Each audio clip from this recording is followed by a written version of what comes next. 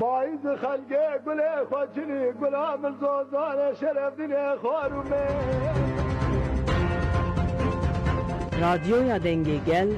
دنگی آزادیه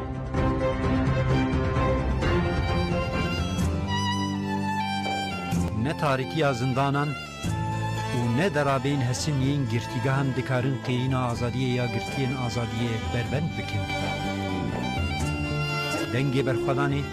دنگی آزادیه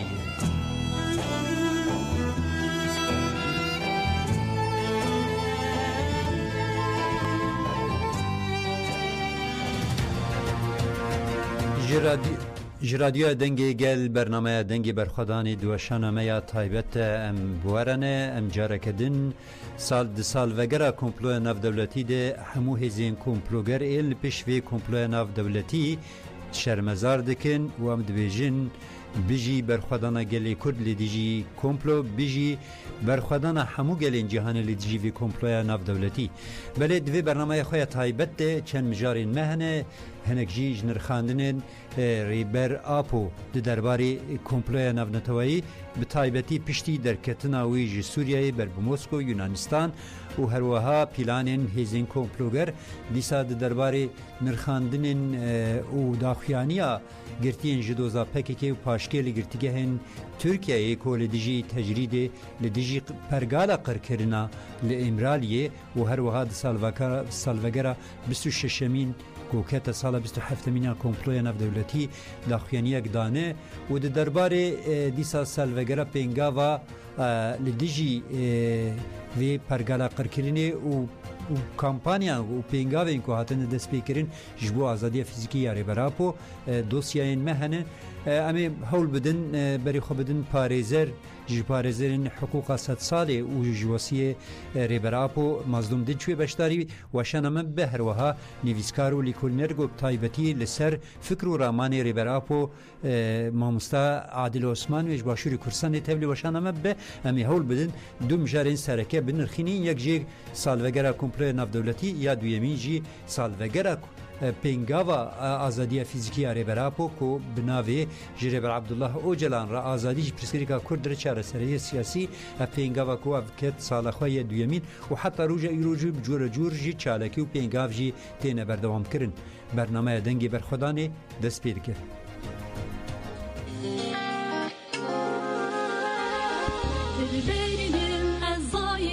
دیرو که دو قدر نحوینم اززک بزک آزادیه شنو بیکیتی جنان آزادی بسو گرد با ازاینم دیرو که دو قدر نحوینم اززک بزک آزادیه شنو به ولدینه البرینم اجبو حمود گلی کرد بیم گلی کردستان بیم پرسند که مزن دست وده شهردار که مزن دست وده خالو دوره بجیبینیم جه 7 سالی ده حتی 7 سالی خواه بجیبینیم بتر جن خواه بجیبینیم و پی کرجی خواه نو چه بکو خواه بجیبینه اون جیبینیم دنه لامبر واجی بسکنه نکا بسرکوه ای بسرکوه گلی کرد و کردستانه زانم که با سالا جی سالا غیر سالا کردستانه یا دجمن بخوازه باجی چی بخوازه بشر سرکفتن آمجانه dünya ile davlat sırtlarındaki zindan dünya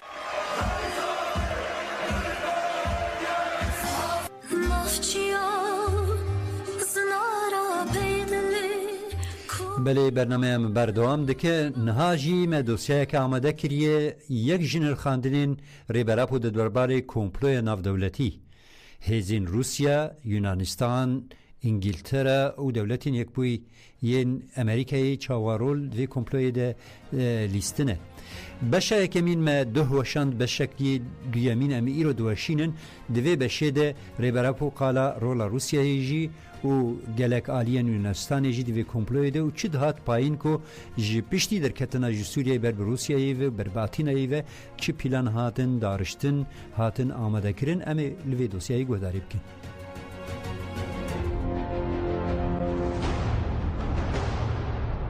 ریبراپو دو پارازنامه و گلک هفدیتین خوین به پاریزن خوره ده لسر پیواجوی پیشکتنا کمپلوی نونتوایی و رو هیزین جهانی و هریمی را دوسته و دوی مجاری ده تثبیت گرنگ دکه. ریبراپو پیواجوی دسپیکرنا کمپلوی بخستنا چارمخ پیناسه دکه و هاد بیجه. اف پیواجوی کمپلوی به هر آوایی دوام دکر. چارمی خجبو دیلگرتنا من دهات آمده کرن ین بزماری دسپیکی ین چارمی خیلی دانجی موسکووایی بو من جاره که روی که وها که قد نی دوستانی بو دیدید. دیار بو بریار هاتو بو دانین دا آستا بلنده بو. جبرکو من یکسر جوارا گوت کو از دخوازم بچم کردستانی و وانجی دازانین کو بریا ارمنستانی دبه لی دووره روش گوهری و گوتن دچن تاجیکستانی. بریا سردانا مادلین اولبرایت آموسکووایی کو دبستی چله ده پیک هات ده انجامی ده کو دولاب و زورداری از لبالافرک کارگوی هاتم سوار کرن و لدروی سینورین روسیای از برم جهه کی وکه مالک گند او یک رواندنا بداری زوری بو.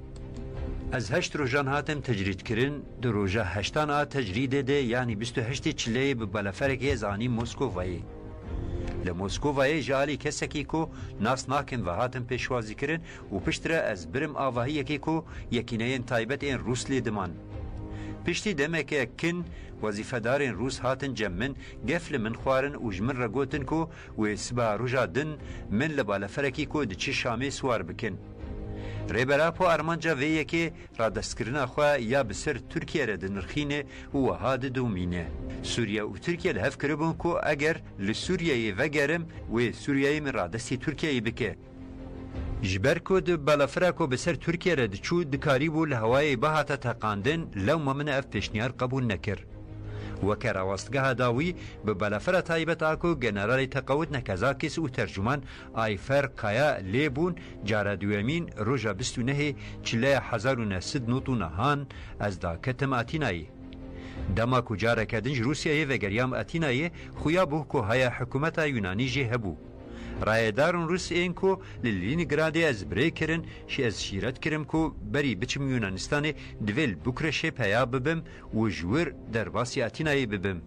از جویه که کتم ناوا گمانن و بی کو لبوکرشه دا کوم یکسر در واسی آتینایی بوم.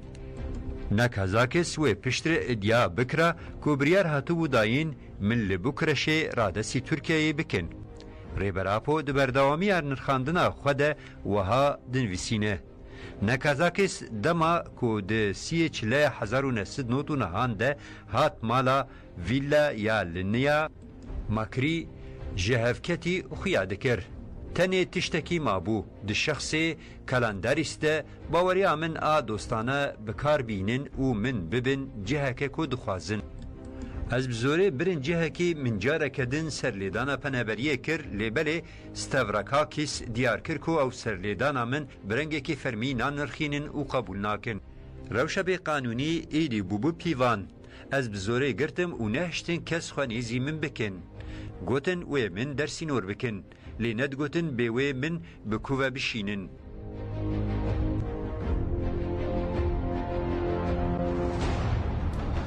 بله گذاری هجا جبیروی حقوق 100 ساله جی پاریزرین کو جی پاریزرین ریبراپو هر وها وسیه ریبراپو بخوی جی بریز مظلوم دنچ نهار سر خط تلفنی آمده بریز مظلوم دنچ مون بخیرت نوشان آمدن باش سپاس دن باش بریز مظلوم دنچ ول بلکی دوسیه مجی گهداری کریم درباره کمپلوی ده سال وگره خویا 26 درباسی 27 سالانده به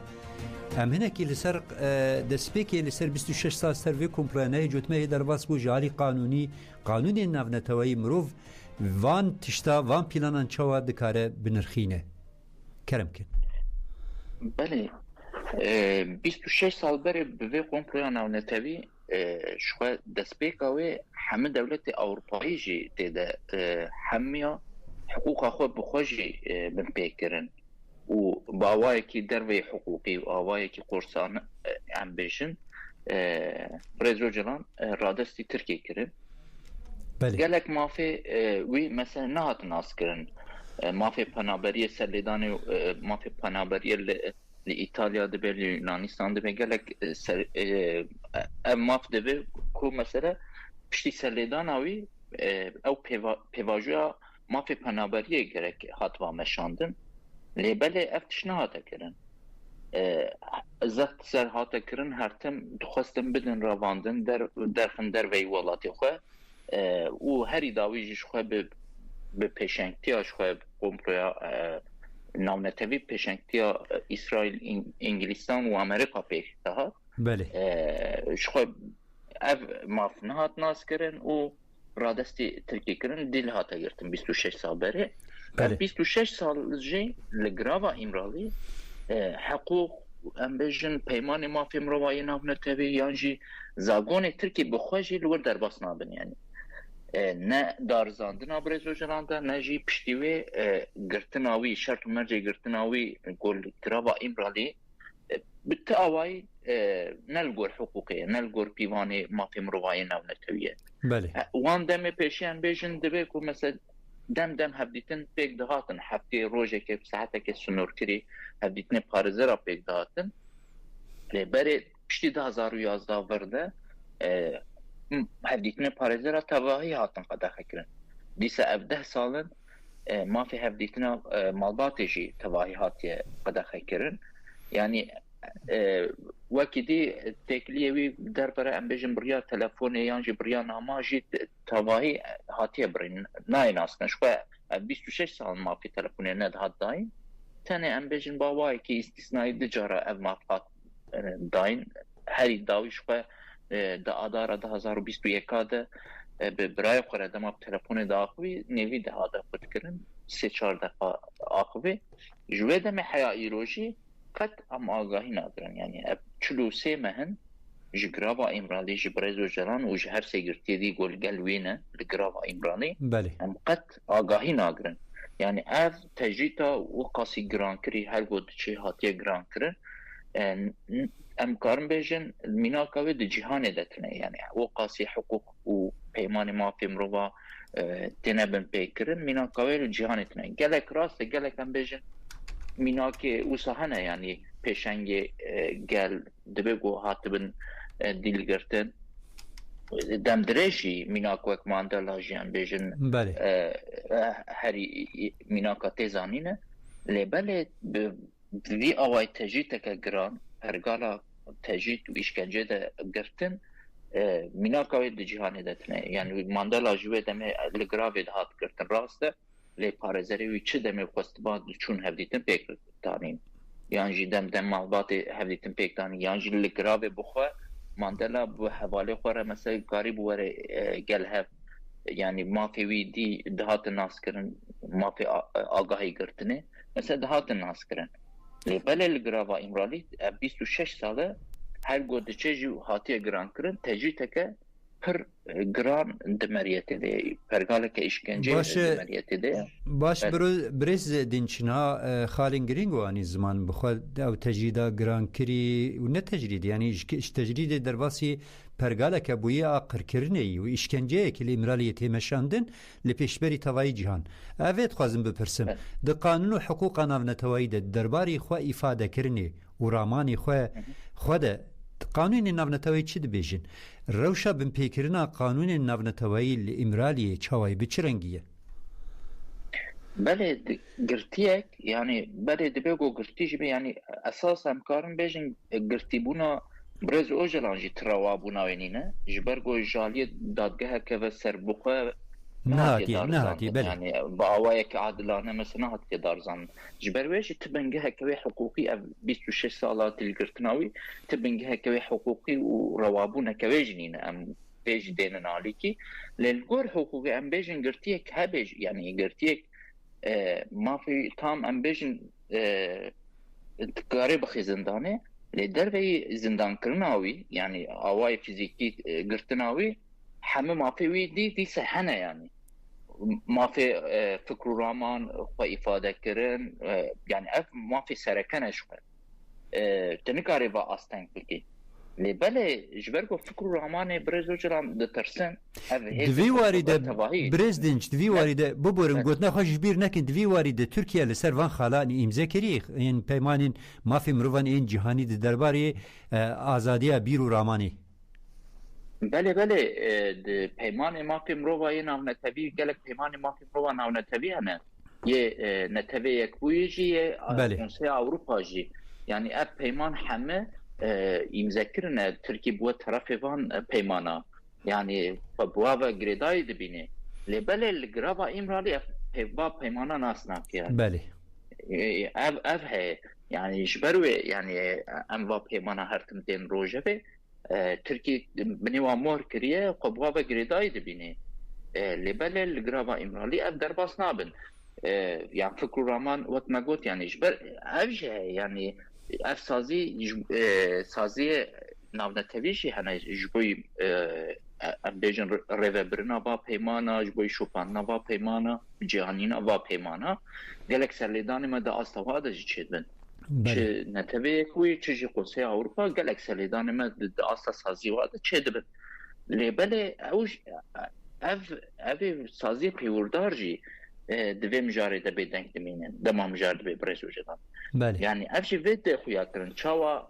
26 sal berê di kompleya navnetebîya li hember Brêzo Calan de ev hêz cih girtibin îro bi şêwazê em bêjin tecrîtê ev komplo di meriyetê de dimeşe di polîtikaya tecrîtê de jî ev nava hevkariyê de ne ev vê de xuya kirin nego meşanina vê tecrîta giran de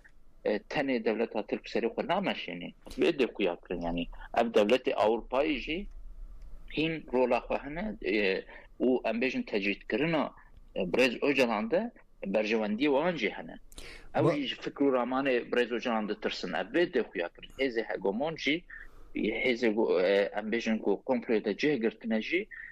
هجی جی فکر رامان برز اوجلانده ترسن جبروی و قاسی تجرید که گران سروی دمشه بله ام تخوازم بینن سر پینگاوا آزادیا فیزیکی یاری براپو کو اف سالا دویمینه اف پینگاوا جهانی جهاتیه دست پیکرن حقوقنا پارێزەر jî هەزاران پارێزەر jî daxuyakirin ku em dixwazin parêzeriya wî bikin û banga pêkanîna qanûnên demokratîk mafê mirovan û her wiha azadiya wî fîzîkî ji xênî ew xelatgirên xelatan û belê ji nav pêvajoya heqûqî de ev pêngavê bi çi rengî bi çi serî wê çawa bandorê li Tirkiye bike minekî behsa wê bikin em ji alî heqûqî de em dixwazin vê binirxînin fermo. بله یعنی بگومان وقت ما گفت یعنی پرگالا تجرید و اشکنجه ایمرالی بگومان تعلقه و به حقوق رنینه بریار سیاسی دمریت ده و سازی پیوردار یه نوع نتویجی چه سی پی تی چه دادگاه مافی مروها اروپا جی چه نتوی اکبوی گریدایی و کمیته گریدایی و ارکا خو بجی ناینن دما مجار به برزو جنان به یعنی جبر ویجی یعنی جبر گو اف سازی جی نلگور پیوانی مثل تنی مافی مروها نلگور پیوانی دموکراسی تفدگرن لگور پیوانی دی لگور بازار خوی سیاسی تفدگرن جبو گو اموان سازی جی ام بکشن و خطا حقوقی و خطا ام بیجن دموکراسی تکوشینه که برفره پیوسته جبروی جی یعنی عالی حقوقی ده جی اف تکوشینه موی بردوام که یعنی جبروی پرواته داره یعنی اف تکوشینه حقوقی نگو تنه بسر لیدانا سنور بمینه گلک پارزر ام بیجن گلک دولت اندام دولت اروپایی و روجنات ناوین تواهی زیده 1500 کسی سر لیدان کر یعنی او دیسه دهن دور ده جی یعنی گریدای سو 5 بارویا ام بیجن 1303 پارێزەری سەرلێدان کرد ji aliyê mesela teşhîrkirina vê pergalê û qebûlnekirina vê tecrîtê pir giring e yani ew yani ev tekoşîn wê berfireh hin çalekê cur bi cur wê berdewam bike bêguman yani ji aliyê teşhîrkirina wê û ji bo ku ev sazî pêwira xwe bînin cih giring e ev çalekê û ev bêjin piştgirî دیسه وقت ما قلت يعني جبرجو أب مجرتني حقوق على قدرنا كبريار السياسية بله بريار السياسي تكوشينشي برفره بيوسته نتني تكوشينك حقوقي تكوشينك سياسي وجواكي ودبلوماتيك تواهي برفره تكوشينك برفره بيوسته و اف شخوة بقامبانيا اف صلاح وتشكرية بی علی جی مثلا گرینگه یعنی باشه برز مظلوم دین چنها او تشتیت آنی زمان گرینگه آلیه وی کمپانیا گتی کرن نه آلی حقوقی تنجی آلیه سیاسی هر وقت جواکی جهی و رامان و فکر و فلسفه جی کو باندورا وی لجهانی هی اموارن سر خالا ایزراسیون الامرالی کولگور حقوقا نتوی چه دکاره پی ناسه کرن و دربار سازین مافی مروان این نتوین یک بوی یکیتی اروپا کو بحثا مافین هیوی اندکو حتی ناخویا یج دمیر هشتن دوار عملی ده گاوا کی پراتیکی نهایتی آویتن جناو پی و ایدیجی ور و چی بکرن بله ما في هذه جي وقت ما قلت يعني اوجي بارشاكي لسه حقوقي دما بريزو جان ديلها تقرتن وانين تركي يعني ده قول حقوق عملية ده كساكي قول حياة داوية عمري خود زندان ده بميني خالك وصاد زاقون تركي ده تنبو اف خال تايبتي جوه بريزو جان در خستن و پشتی ويش خواهش بوي قرتية سياسي هات کارانی گلک گرتی سیاسی به وی جزایی هات دارزاندن و اف جزا هات داین یعنی چه دبیجن کسی گرتی سیاسی یه گو چرچوا زاگونا تروری دیجی تروری دین دارزاندن جزای محبت گرام بخون دبیجه و حیاه داوی عمری خود زندانه دبی لی اف جزاش خود در به مرواییه نلگو پیوانی ما پی مرواییه جزا که اوسا نای قبول کرد بله سرلیدان آمد چه بود دادگاه ما پی مروا اروپا بله پشتی 9 ساله بریار دا گو 2000 یعنی 18 آذر 2014 ده بریار دا دادگاه ما پی مروا یعنی ام او سرلیدان آمد دجی دادید گو اف جزا نلگور مروایه خالا اشکنجه بن پیکت که جبر و پیوسته ترکی و خالا بگوهره یعنی لیبالی او 10 سال جی سر و بریاری را درباز بونه هیجی و بریاری ناینه جه دولتا ترکی بجی آنینا و بریاری کی بر پرسیاره کی شوپینه کمیته وزیره یا کنسیه اروپا بله سی پی تی شوپینه نه کنسیه وزیره بله کمیته وزیره بله کمیته وزیره یا اف کمیته وزیره چه بکته اجیه اندام کنسیه اروپا کنسیه اروپا وزارت هوای دربه بله وزیر وای دربه یعنی جین نونر وزارت دربه بکته یعنی کمیته که سیاسی اساسی یعنی بله یعنی شوپاندنا و بریاره و بجیانینا و بریاره اف کمیته برپرسیاره لی اف 10 ساله ناخی روژه واقع مثلا گلک بریاره دی درباره ترکی ده گوهاتنه داین و ترکی ناین جه هنه یه دادگاه مافی مروبا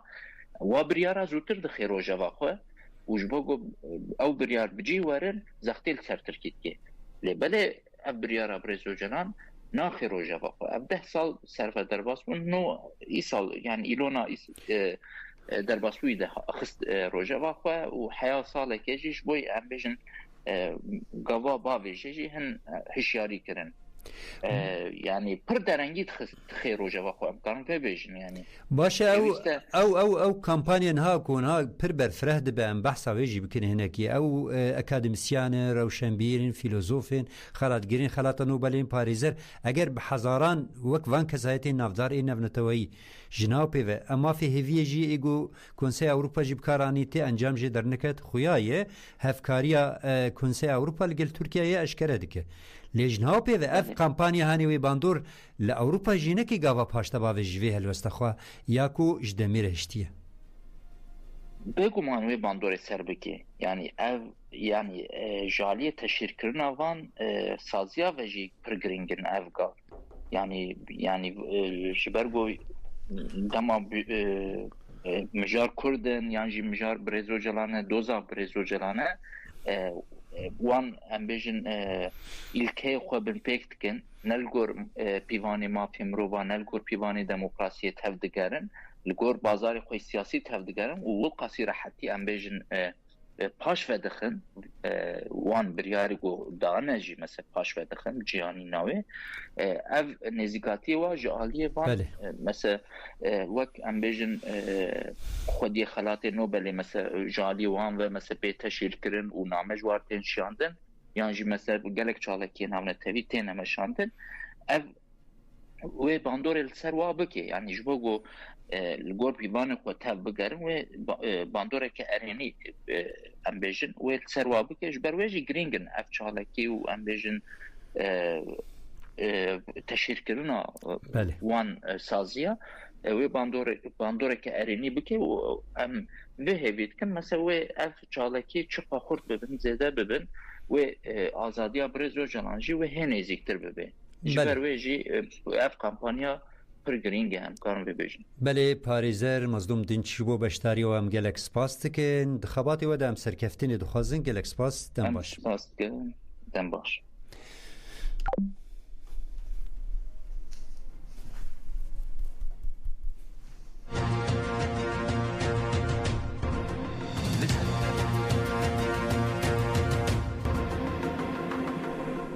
بله گرتین جدوزا پککی و پاشکی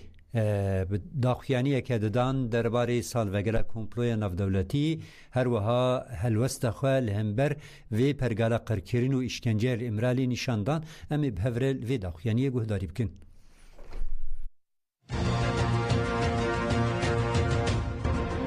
لسر ناوی گرتین جدوزا پککی و پاشکی دنس کیا بموستا سالوگرا کمپلوی نفنتوایی یا نهی جوتمهی داخویانی اکدا. گرتیان دیار کرن کو کمپلویا نفنتوایی نخوازی کردستان آزاد ببه ترکیه و رجلات ناوین دموکراتیک ببه و بالکشانده لسر وان خالان.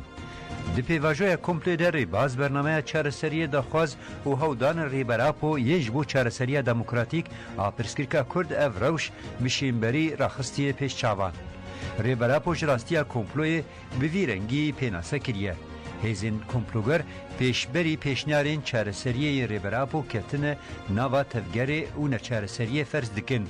به ویرنگی اشکره کو هیزین مدرنیت کپیتالیست نه هیزین چارسریه نه لیناوندا پرسکرکینه. گرتی دی بیجن ریبراپو به برخوادان امرالیا دیروکیره گرتی دی بیجن ریبراپو به برخوادان امرالیا دیروکیره پیشنگی جشورشا مرجی کر و ها دوام دکن. لسر بنگاه خطا مدرنیت دموکراتیک ریبراپو نشانی گلان دا کو سیستما کمپلوگر یکنا الترناتیف نینه و پیشنگیج برخودانا لدیجی کمپلوی کر. شورش الروجاوای کردستانی بجه آنینا پروژه کردستان آزاد و رجلات ناوینا دموکراتیکه. دداویا داخویانیه ده و هاته گوتن. هر کسی که داخواز آزادی عدالت و حقوق دکن دوی بری خوابدن امرالیه و زانبن که مفتای چارسری ریبراپویه.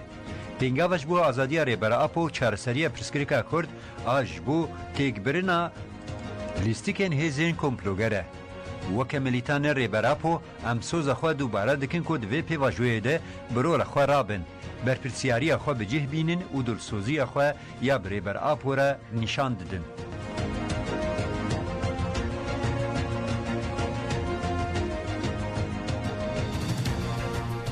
بله گودارن هجا جینهاجی یک جمیوانین ما بخواه نویسکاره لباشوری کردستانی بخواه بسالانه لسر فکر و رامانی ریبراپو پرتوک نویساندنه لکولینی جی کریه و جنیز و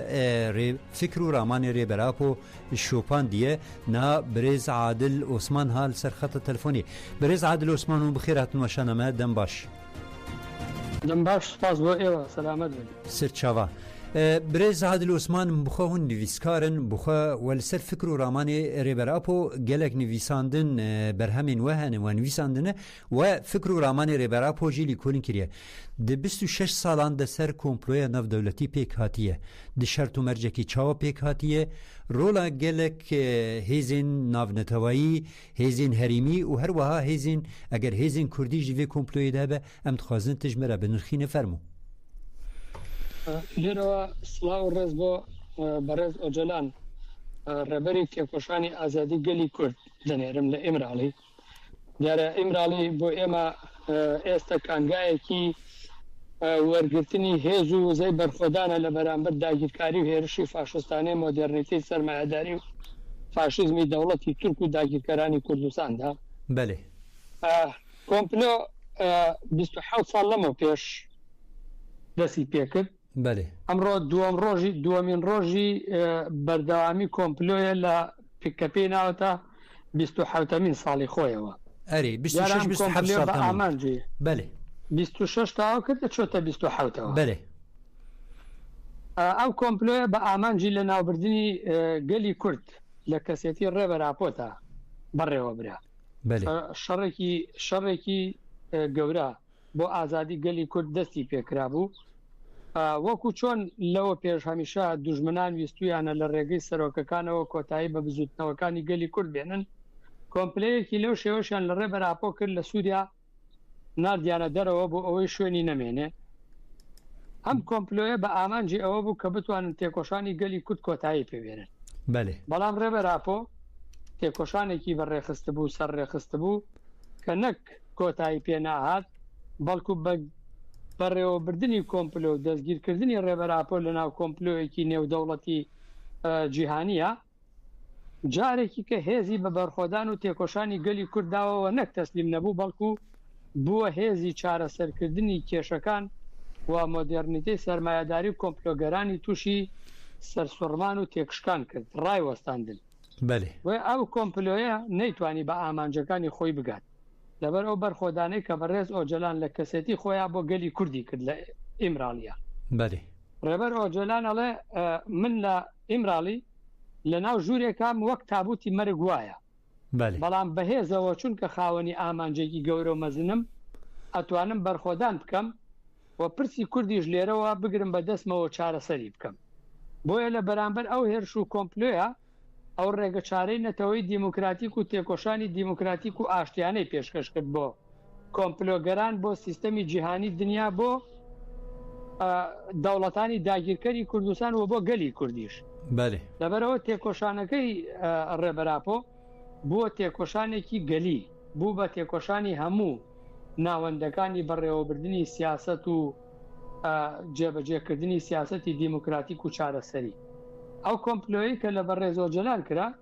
ینی تەواوی دەوڵەتانی زلهێزی دنیا بەشداربوونتیایە تەواوی دەوڵەتانی کۆنەپەرستی دەوڵەت نەتەوەی ناوچەکە بەشداربوونتیایە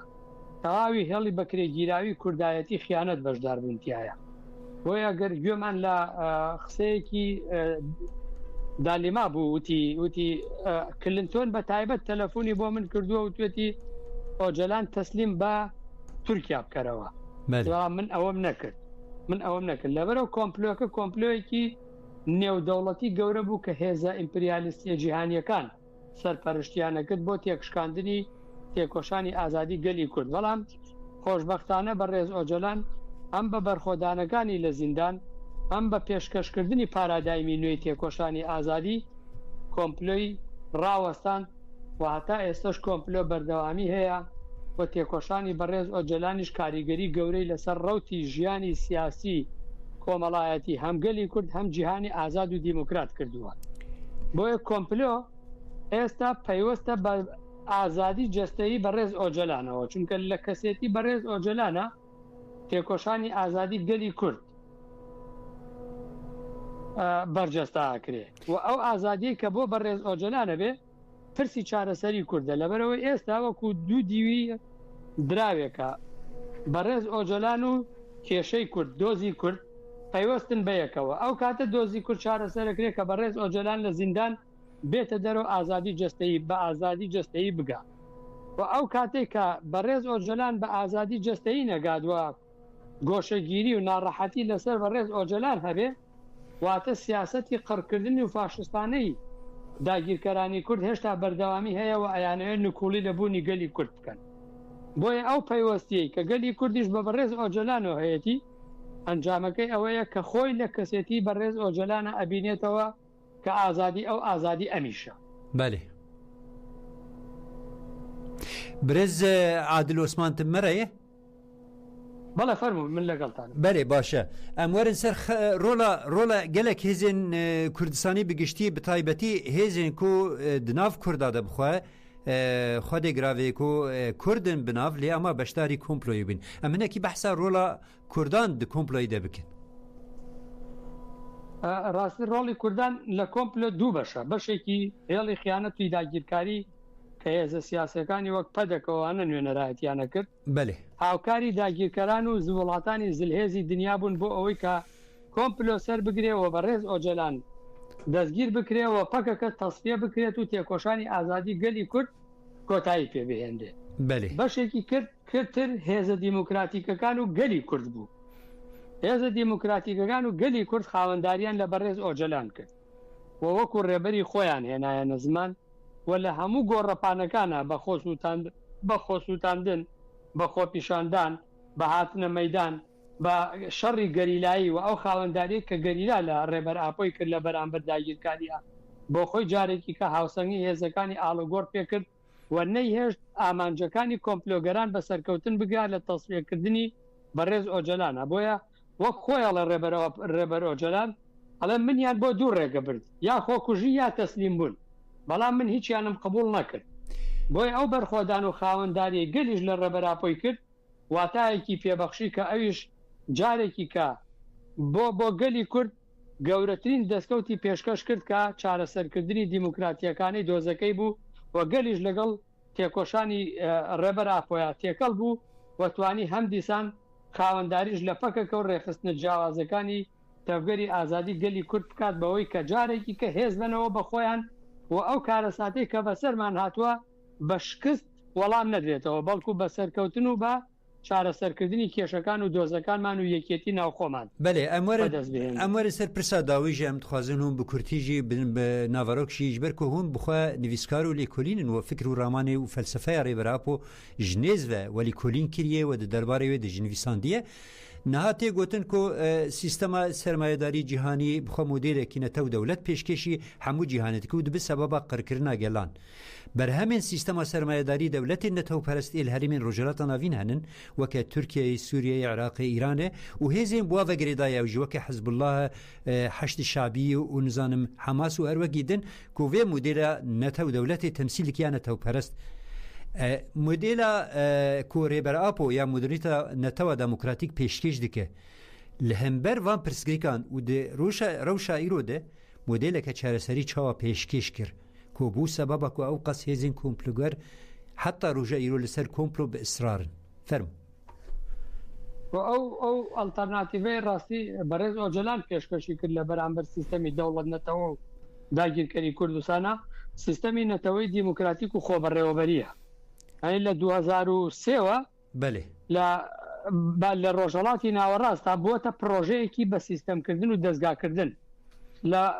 ڕۆژاوای کوردستانە سیستەمێکی خۆبەڕێوەبەری فراوان چێ بووە لەبەرەوە کاریگەریەکانی هێن گەورەیە لە شەنگاڵ سیستەمێکی خۆبەڕێوەبەری دروست بووە کە تەواوی هێزەکانی کۆمپلۆگەر لە ڕۆژهەڵاتی ناوەڕاستە بە تورکیاش و بە عێراقیش و بە پەدەکەشەوە ئەیانەوێ پلانگێڕی لێ بکەن و لە ناوی بەن ناتوانن لە مەخمورە سیستەمێکی خۆبەڕێوەبەری خۆجێیی دروست بووە کە گەل بۆ خۆی بەڕێوابات و توانیوێتی لەسەر پارادایمی بەڕێز ئۆجەلان ئامانجەکانی خۆی بژێنێت و لە هەرێمەکانی پاراستنی مەدیا سیستەمێکی ژیانی و پاراستنی دروست بووە کە پاراستنی ڕەوا بنەماکەیەتی لە بەرامبەر هێرشی داگیرکاری دەوڵەتی تورکە خۆیە پارێزێ و ئەتوانێ ڕێبەرایەتی تێکۆشانی گەلی کورد بکات لە سەر تاسەری جیهانە بۆیە ئەو سیستەمەی بەڕێز ئۆجەلان پێشکەشی کردووە سیستەمی ژیانکردنی خەڵکە بە شێوەیەکی دیموکراتیک و هەرەوەزی بۆیە هەر کەس قبوڵیەکات و هەر کەس وەریەگرێت ئەبینین نەگەر لە باشووری کوردستان و لە ڕۆژهەڵاتی ناوەڕاستە ئەمڕۆ بۆتە پێوانەیەکی جیهانیە بینی لەسەر ئاستی جیهان گەلانی جیهان گفتوگۆی لەسەرەکەن و ئەیانەوێ ئەوانە وەکو سیستەمی ئەڵتەرناتیڤی چارەسەری کێشەکانی خۆیان پێشکەش بکەن چکە سیستەمێکە لەسەر ئەساسی ئازادی ژن لەسەر ئابووری هەرەوەزی لەسەر کۆمەڵگەی دیموکرات لەسەر پێکەوە ژیانی گەلان لەسەر تەبایی هاوسەنگی نێوان ژینگە و مرۆڤ و گردون دامەزراوە بۆیە ناکۆک نییە بە ژیانی کۆمەڵایەتی کۆمەڵگەی مرۆیش لەبەرەوە مرۆڤەکان کاتێککە ئەی بینن و گوێبیستیە بن یەکسەر وەریەگرن و هەر ئێمە لەم ماوەیە چەند نووسەرێک هەشت نووسەرین پەرتووکێکمان دەرکردووە هەفەیڤینی ناوە بە ناوی دۆزی سەدا کەشیکردنەوەی پارادایمی ڕێبەراپۆکەن لە سەر ئەو تەوەرانەی کە برادێک پێشکەشی کردوین بۆ ئەوەی کە وەڵامی بدەینەوە بۆیە تەوەری فکریەکانی ڕێبەراپۆ ینی بنەمایەکی کۆمەڵایەتی سیاسی جددی هەیە کە ئەتوانێت کێشە دەرونیەکانی هەم تاک هەم کۆمەلگا هەم ژینگە چارەسەر بکە لەبەرەوە بە ئاسانی وەرەگیرە و قبوڵەکرێتەوە سیستەمەش سیستەمێکی خۆبەڕێوەبەری پاکژی کۆمەڵایەتیە کە ئیتر لە بەرامبەر زوڵم و ستەم و بە تایبەت دەوڵەتنەتەوەی هۆمۆژن کەیترە ئێوێ هەرش لەژێر دەستی خۆیان بێت و مرۆڤەکان بێکاریگەر و کۆیلە بکە وەڵام دەرەوەیە. بەێ نویسکار لە کۆلینەر عادل ئۆسمان گەلک ئەم سپاس دکنج بۆ بەشداریەوە و نرخاندنیەوەیە گرنگ گەلک سپاس بۆوە دەم باش. پاس بۆ ئێوە دەستی ئێوەش خۆش بێت و ڕێز و سڵامان ئێمە لێرەوە بۆ ئیمراڵی.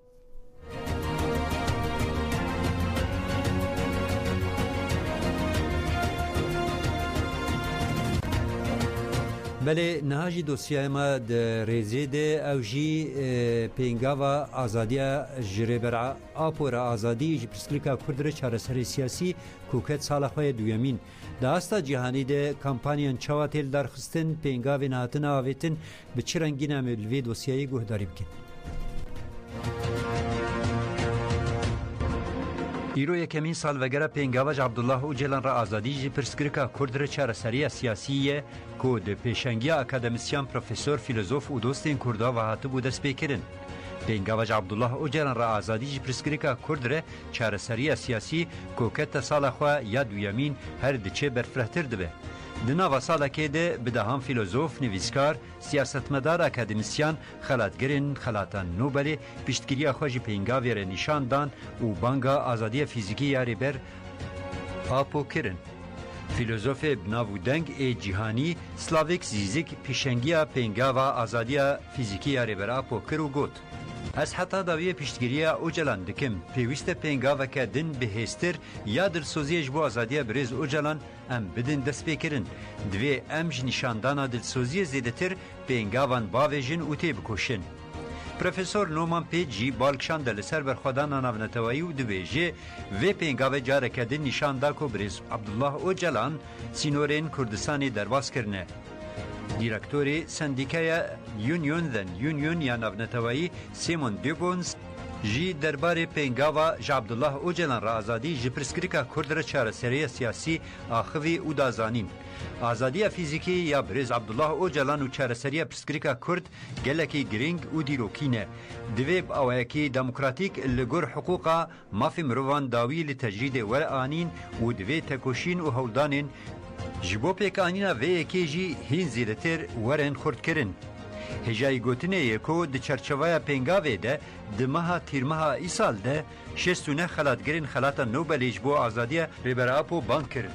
69 xelatgirên xelata Nobelê biriya nameyekê ji ser komarê Tirkiye Recep Tayyip Erdogan re xwestin bila rêberê gelê Kurd Abdullah Öcalan were berdan û biriya aştiyê pirsa Kurd were çareserkirin.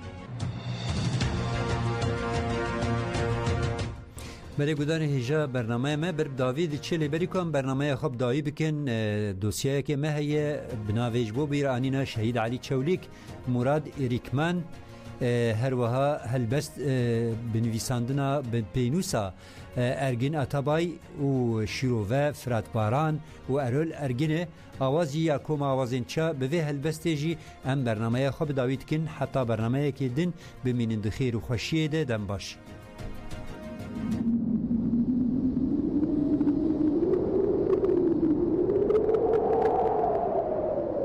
جبو بیرانینا علی چولیک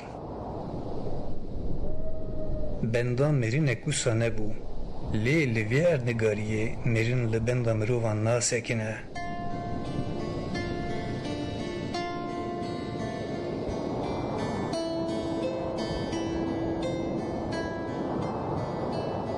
او چه قاس بر بی هیوین دلی خواه بچن مرین جی او قاس به بازدان بر بوان وطه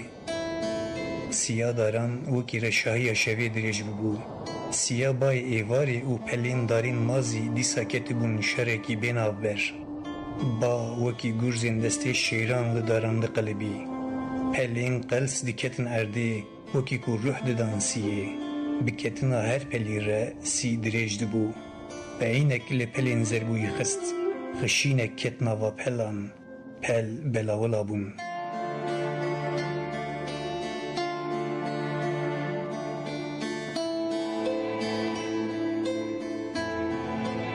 خشینا پلان وکی نوایه که هرکی کیفاوی هات بکن پینه که دن لپلان خست لدریجی داران نری چاوین ویچون سر سیه سی دریج ببو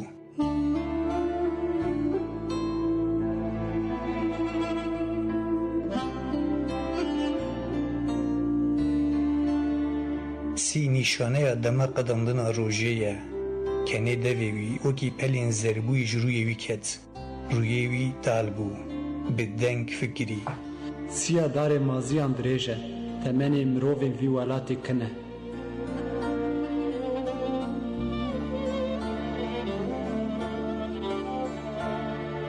کتبو سر شوری دهرکی وکی راوی خواه وکی چم مراد زیوری لپاش خونری گند ناو داران ده وندا ببو نوای خشینا پلان ده برگو هنویر در باس بو جو خواه هرس بو گاوین خواه مزن آوید جشوری توز را بو دو خوست وکی بروشا آوی سری خواه و دل خواه والا بکه لچید نری پشتیوی رمزین مرین دهاتن خوشک بونا نوای پلان دیسان مرین خسته بیراوی ده دل خود والاهی کیس کر وکی خراب بونا باجاره کی وکی غریبی مشخت بونه پنابرتی دناوا دلیوی درونشت کنی روبار دلیوی تجی کر چیای قرطالغی و شرف دینه همو خوشکاهی خو نشانی ویدان آسو شیم بو دخواست کو خبر دناوا دلی آشوپیان خواست کو پرچه یک جیجانه وی جوانی روبار ببینه مرن سی پل شوره ری هر تشت جبیر کر اف کلی جره وکی تمنکی دریج هات وکی آخاتی خودناو هنکاهی آشوپیان ده دریج کر تو درنگ مایی زو دوی هیله را ام بچن وکی کوش خوش یار ببه و نجقی داری جیان دور پیش کری بو لدور خو نری شرف دین و قرطالغ و مری بون لخودی دنگ نری کنی دنگ وکی چروس که تاری دی چراند دستی خود دریجی دنگ کر دو خوست او کنوی جناف دو جه تاری درخه دناف تاری ده لشرف دین و قرطالغ گریا بهیویه که داوی دو خوست جویره ببن ستارگه ریوی شوی گیشتن هف به دست رودی گرتی بو هشک هشک به دجواری جره گوت بسکنه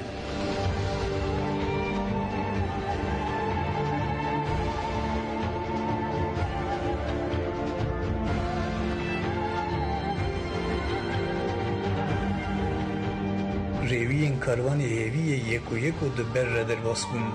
همو دکنیان کنی لسر لیوینان وکی استیکن آسیمان زلال بون دو خوست کنین ستیرکن راموسه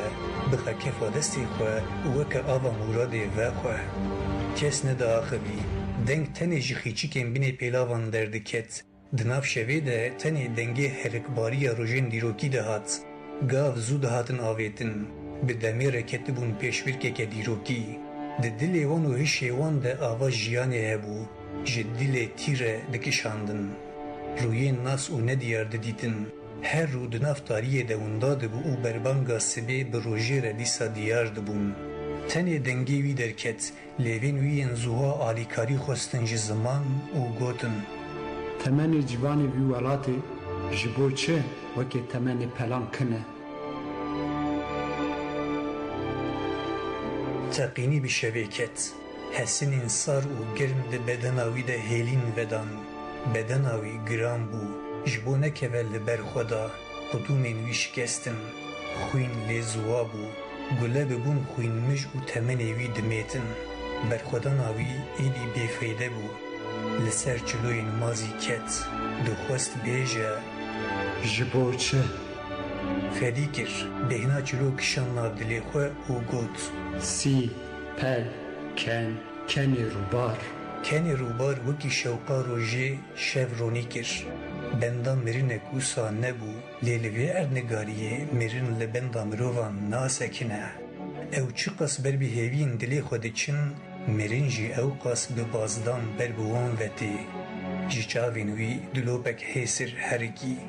کنی وی لسر روی وی مابو وکی روژا بریواری لسر روی وی آسوین شین و سور نقشاند بو چونک او دستین خدا ارده کورابه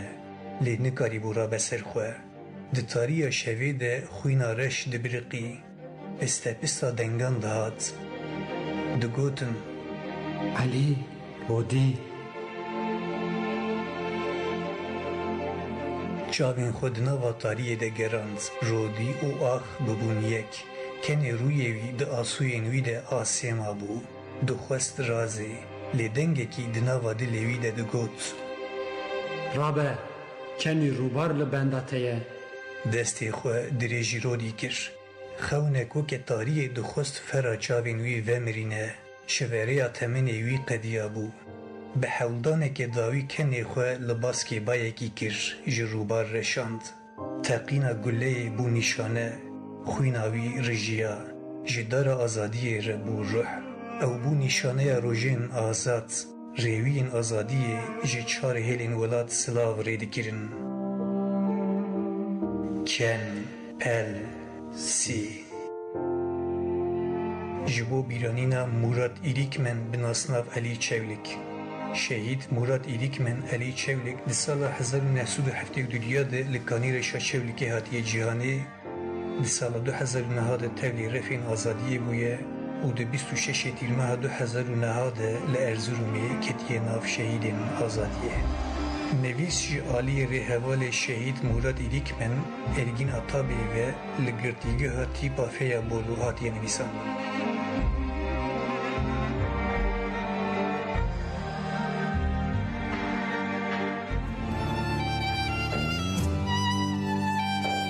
Ne tarikiya zindanan